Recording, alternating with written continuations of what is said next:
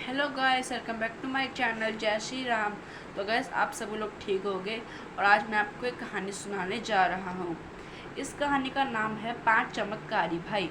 तो गाइस, चलिए कहानी की शुरुआत करते हैं। तो गाइस, बहुत समय पुरानी बात थी। एक गांव हुआ करता था। उस गांव में एक बूढ़ी औरत रहा करती थी। उस औरत के 5 बेटे थे। वो पांचों बेटे आपस में भाई थे।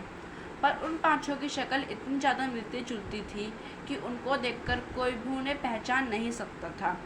पर उनको पहचानने का एक तरीका था कि वो पांचों अलग अलग रंग के टी शर्ट पहनते थे, मतलब कि ऊपर के कपड़े। पर यह बात गांव में सिर्फ कुछ ही लोगों और उनकी माता को पता थी। इसके अलावा यह बात कोई भी नहीं जाना करता था। तो अब मैं सबको उनके कपड़ों का रंग और उनकी चमत्कारी शक्तियाँ बताता हूँ। तो गए सबसे बड़े भाई एक ऑरेंज रंग का शर्ट पहना करते थे। दूसरा भाई लाल रंग की शर्ट पहना करता था। तीसरा भाई ब्लू रंग की शर्ट पहना करता था। चौथा भाई हरी रंग की शर्ट पहना करता था। और पांचवा भाई येलो रंग की शर्ट पहना करता था। ये इन रंगों की गैस वो सब शर्ट पहना करते थे। अब बात करती गैस उनकी आखिर शक्तियाँ क्या थी। तो गए जो सबसे बड़े बेटा था, यानी जो ऑरेंज रंग की शर्ट पहना करता था, उसके पास यह शक्ति थी कि वह पूरी नदी का पानी अपने मुंह में 3 से 4 मिनट तक रोक सकता है। दूसरा बेटा जो रेड रंग की शर्ट पहना करता था, उसके पास यह शक्ति थी कि उसके ऊपर चाहे हम कितनी भी आग फेंक दें, उसे कोई फर्क नहीं पड़ेगा, मतलब कि वो मरेगा नहीं। तीसरा बेटा जो ब्लू रंग की शर्ट पहनता था, उसके पास यह शक्ति थी कि उसका पूरा शरीर पत्थर के जैसे मजबूत था। उसको कितना भी मारो उससे कोई फर्क नहीं पड़ता था। चौथे भाई जो कि ग्रीन रंग की शर्ट पहना करता था, उसके पास यह शक्ति थी कि वो अपने पैरों को बहुत ज़्यादा लंबा कर सकता था। पांचवा भाई जो कि येलो रंग की शर्ट पहना करता था, उसके पास यह शक्ति थी कि अगर उसको एक पूरे दिन के लिए कब्र में गैस मिट्टी के अंदर दफना दिया जाए तो पूरा दिन अपनी सांस रोककर जिंदा रह सकता है। ये उनके पास गैस शक्तियाँ थी। वैसे तो गैस उनके एक छोटा सा ही व्यापार था, मछलियाँ बेचने का।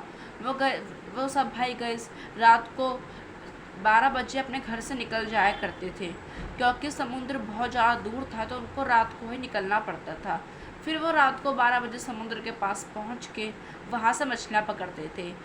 सबसे बड़ा भाई जो गए समुद्र के पानी को रोक के रख सकता है, वो गैस पूरे समुद्र का पानी रोक देता था। जैसे कि हम लोग जानते हैं कि वो नदी और समुद्र दोनों का पानी रोक सकता है।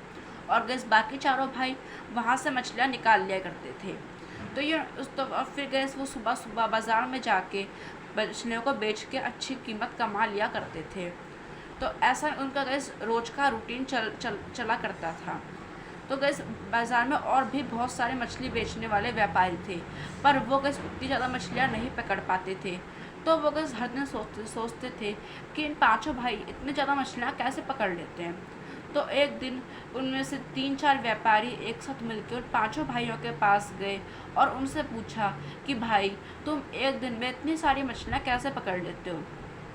तो उन पांचों भाई ने उनको अपनी शक्तियों के बारे में बताया, पर उन पांचों में से सिर्फ बड़े भाई ने उनको अपनी शक्ति के बारे में अच्छी तरह से समझाया। बाकी चारों ने उतना कुछ नहीं बताया।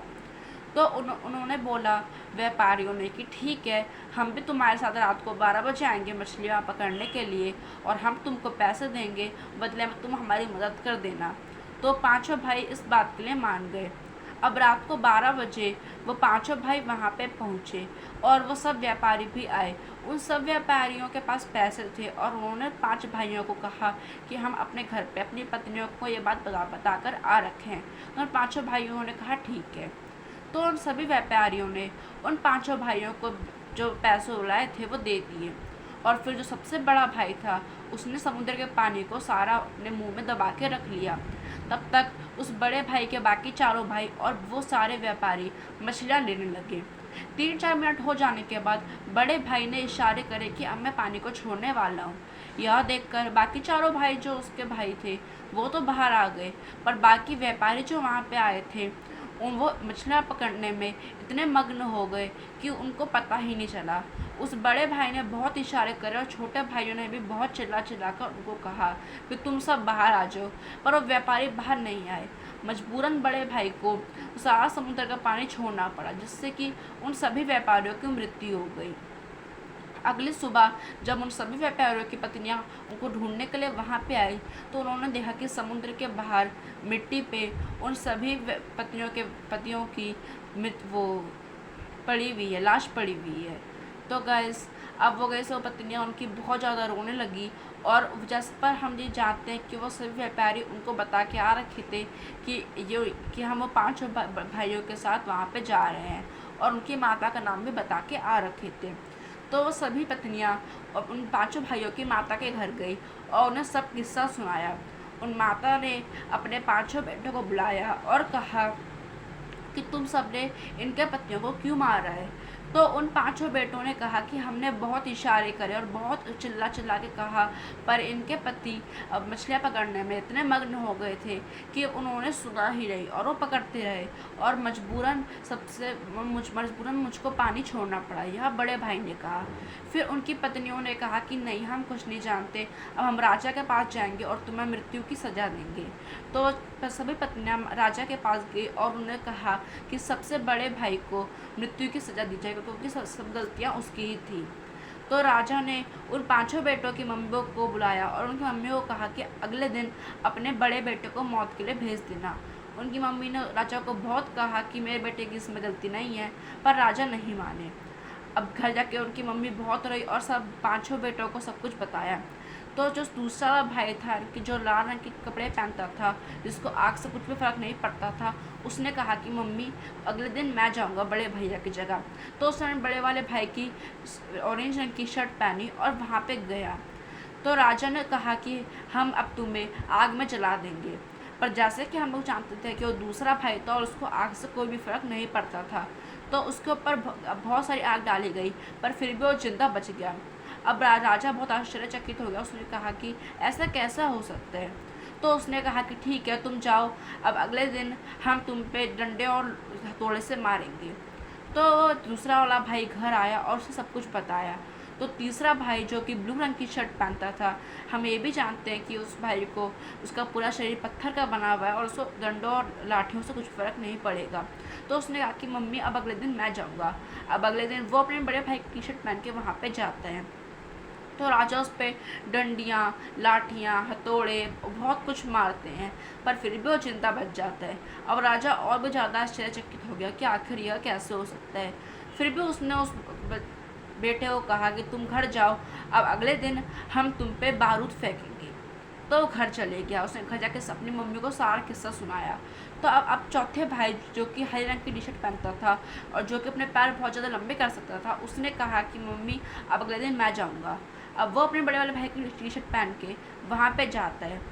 तो राजा ने कहा कि बारूद से तो पक्का मर ही जाएगा, तो मैं नहीं चाहता हूँ कि हम सब उसकी अंगों को देखें जो अलग अलग जगहों पे पड़े हुए हैं, तो सब अपने आँखों में पट्टी बांध लो और उस पर बम बरसाओ। तो सब अपने आँखों में पट्टी बांध ली, पर यह उनकी सबसे बड़ी मिस्टेक थी, क्योंकि वो जब उस पर बारूद बरसाने लग गए, वो बार बार अपने पैर लंबे करके वहाँ से बचने लग गया, जिससे कि उस पर एक भी बारूद नहीं लगा और वो जिंदा बच गया। थोड़ी देर बाद राजा ने सोचा कि अब तक तो मर गया होगा, अब हम सब पट्टियाँ खोल लेते हैं। सबने पट्टियाँ खोल ली, पर वो भाई अभी भी जिंदा बच रखा था। तो राजा अब बहुत ज़्यादा घबरा गया और उसने सोचा कि आखिर कैसे हो सकता है, मैं लगातार 3 दिनों से देख रहा हूँ, पर आखिर जिंदा बच ही जा रहा है। इसमें मैंने आग फेंकी, हथौड़े, डंडी, लाठी सब बरसाई, और आज तो मैंने उसे बारूद तक फेंक दिया, पर अभी भी जिंदा बच गया, आखिर हो कैसे सकता है। तो उसने कहा कि अब 100 बात की एक बात, अभी तुम जाओ और कल मैं तुमको मिट्टी के अंदर दफना के तुम्हारा खेल ख़त्म कर दूंगा। चौथा बेटा घर आया, उसने माँ को सारा किस्सा सुनाया। तो अब सबसे जो छोटा वाला बच्चा था, जो कि येलो रंग की टी शर्ट पहनता था, उसने कहा कि माँ तुम जानती हो कि मैं एक दिन के लिए मिट्टी के अंदर भी दफन होकर जिंदा रह सकता हूँ, तब अगले दिन मैं जाऊँगा। और सबसे छोटा वाला बेटा अपने बड़े भाई की टी शर्ट पहन के वहाँ पे गया। राजा के सिपाहियों ने वहाँ पे पहले से कब्र बना के रख रखी थी, उन्होंने कब्र खोली, उसको अंदर डाला और वापस कब्र बंद कर दी। पर आने से पहले छोटे वाले बेटे ने अपनी माँ को यह कहा था कि माँ मैं बस एक ही दिन के लिए ज़िंदा रह सकता हूँ, अगले दिन मैं मर जाऊँगा। और मुझे लगता है कि राजा के सिपाही यहीं पे पहरा देते रहेंगे। तो एक काम करो, जैसे कि हम जानते हैं कि 12 बजे के बाद दूसरा दिन चालू हो जाता है, तो तुम सब रात को 10 बजे यहाँ पे आ जाना और मुझको मिट्टी खोद के मुझको बाहर निकाल देना, और फिर हम जाकर दूसरे गाँव में रहने लग जाएंगे। तो ऐसा सब प्लान उन्होंने पहले ही बना लिया था। अब राजा ने उस छोटे भाई को बंद कर दिया और वो वहीं पर वहाँ से चले गए। आधी रात को 10 बजे उनकी माता और बाकी चारों भाई वहाँ पे आ गए। उन्होंने छोटे वाले भाई को उसमें से निकाल दिया और छोटा वाला भाई भी अब तक जिंदा था। फिर चौथा वाला भाई जो अपने पैर को बहुत लंबा कर सकता था, उसने अपने पैरों को लंबा करा और अपनी माता और भाइयों को अपने कंधे और हाथों में बिठा के दूसरे गांव चले गया और फिर वो सब वहीं पर आने लग गए। Thanks for watching. और गैस इसका शीर्षक यह है कि मदद ही सबसे बड़ी दुनिया में चीज़ है। अगर हम अभी किसी की मदद करेंगे तो फ्यूचर में हमको भी उसकी मदद मिलेगी। धन्यवाद और प्लीज़ लाइक एंड सब्सक्राइब जरूर करें। Bye bye.